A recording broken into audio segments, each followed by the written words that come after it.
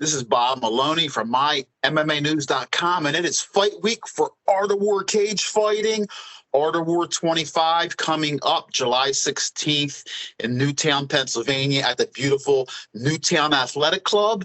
And my guest today, Laura Turzenski, is on the card. This is her third fight. And Laura is coming in from Wisconsin, where she trains with my man, Lenny the Gorilla Rufati at Rufus Sports, who's also her life partner. And Laura, fight week, thanks for joining me. Before we get into all the good stuff and the particulars, just tell me how you're feeling physically. I know that week leading up to a fight, a lot of fighters have all them emotions. What's going through your gut right now? How you feel? Thanks for having me, Bob. Today I'm like starting out in fight week. I'm feeling good. I'm feeling like that excitement nerve. I'm ready to get back in there. It's been almost a year now, and I can't wait. You know, I was looking because you had your two fights, and I was checking out, the date, and I was like, wow, it's almost a year since your last fight. So you won your first fight with a beautiful submission, and your second fight went to decision, and you wound up losing. Tell me, two fights in, you're heading to your third fight. What did you learn from that last fight? They say you learn more from a loss. And listen, we all know as an amateur, a loss is no big deal. But what did you take from that fight? Yeah, from my last fight, I think the biggest thing for me was really emphasizing my wrestling defense and keeping my distance with my opponents. I think, I rushed in too much at the beginning, and she took advantage of that. And, I think the biggest thing for me, too, is just making sure I'm controlling my nerves, keeping in mind the things that I do learn during training and not getting ahead of myself once I get into the cage. Tell me about this camp. Tell me about, some of the things the coaches have been working with you with, and who you've been, working with besides Lenny to, kick your ass and get you ready to get in that cage and have some fun. Yeah, this training camp, it's been a lot of just working on my range, keeping my jab, keeping that distance. And like I said, a lot of wrestling. I've been trying to do some wrestling camps this summer at Ben Askren's gym. There's a women's camp that I've been doing. And I still love jiu-jitsu. I've been trying to combine that and start to blend my wrestling with my jiu-jitsu. So that's been a big part too, but mainly just kind of working on the tools that I already have and using my reach as an advantage and just trying to take advantage of my body type for what I like to do. I mean, you and Christine, your opponent, Christine Williams, you're so young in your career so far. So it's not like you have any tape or anything to really study her. So how do you look at that? I mean, did you watch her one fight, even though it was only one fight? I mean, her fight was a lot more than a year ago. So I'm sure a lot has changed, but how do you guys approach that? Like when you say, okay, this is your game plan, when you really don't have much information or much, film on your opponent? I did see her first MMA fight, and then I know that she had a boxing fight recently.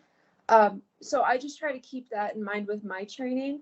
But for me, I guess I still try to focus on what I want to do. Like at the end of the day, I need to try to adapt. And especially as I'm starting to learn how to, become a more well-rounded fighter, I want to try to adapt to when I'm in those situations. And that's why, working on my mindset and staying calm so that I can make those adjustments and not kind of freak out when something doesn't go exactly as I want it to.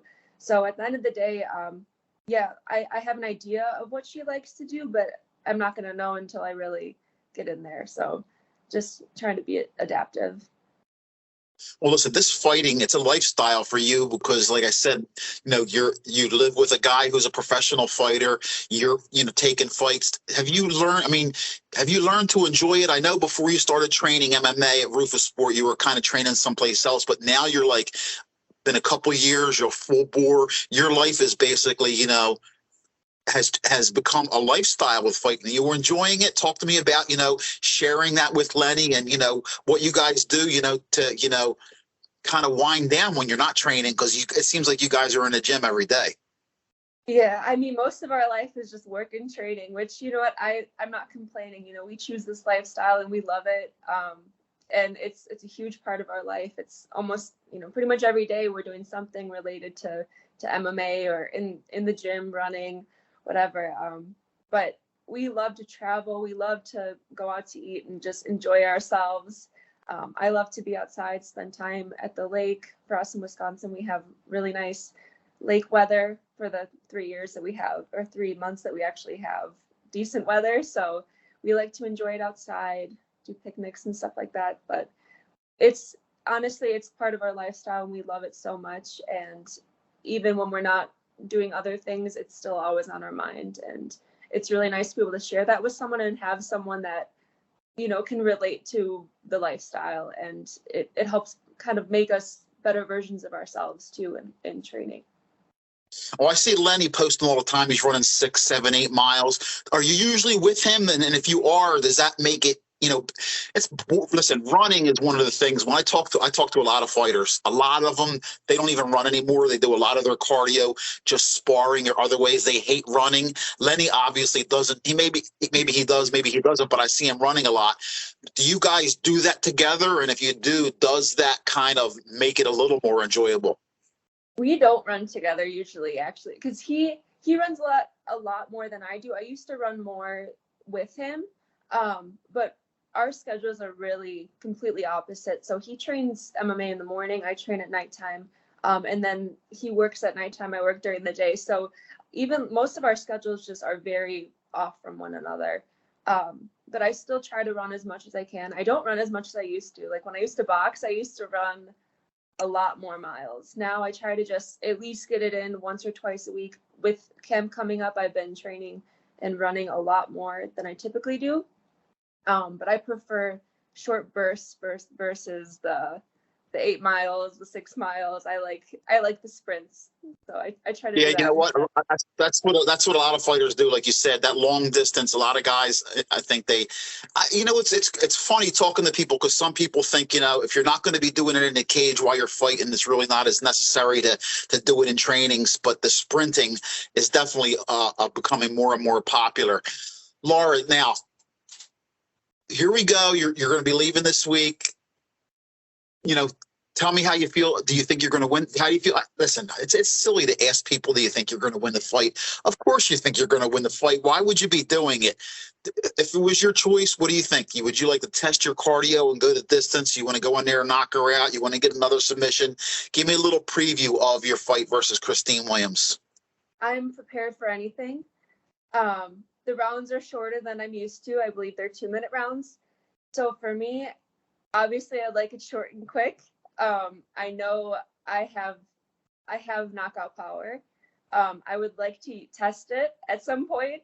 Of course, deep down inside, I truly believe that I'm going to win. Like I always have that mindset. I never ever think for myself. I never try to doubt myself in any way because I think that opens up that possibility. So I always try to keep a positive mindset that I know that I'm going to win. I have God on my side too, so I keep that close to my heart, but I want to try to knock her out. That's my goal.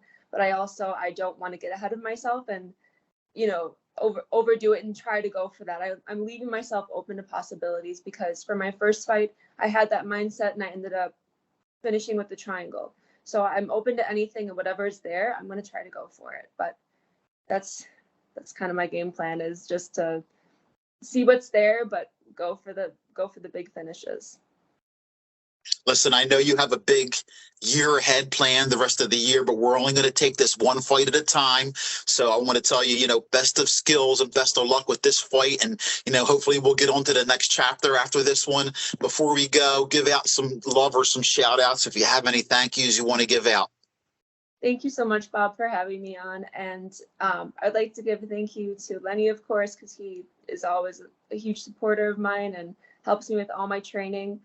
And my family too, they're a huge support, and I appreciate, you know, them being okay with me doing this. I know it's not easy for them, but they know how much I love it, so I really appreciate that. And all my training partners, my coaches, my gym, my team, working with wrestling, all that. Thank you so much. All right. Well, listen, Laura Turzenski, Art of War, Cage Fighting 25. I will be cage side calling action with the big homie, Justin Haskell, and Ryan Kim Kafaro, Korean Thunder, my man, and have a safe drive up. We look forward to seeing you. I'll see you at weigh-ins.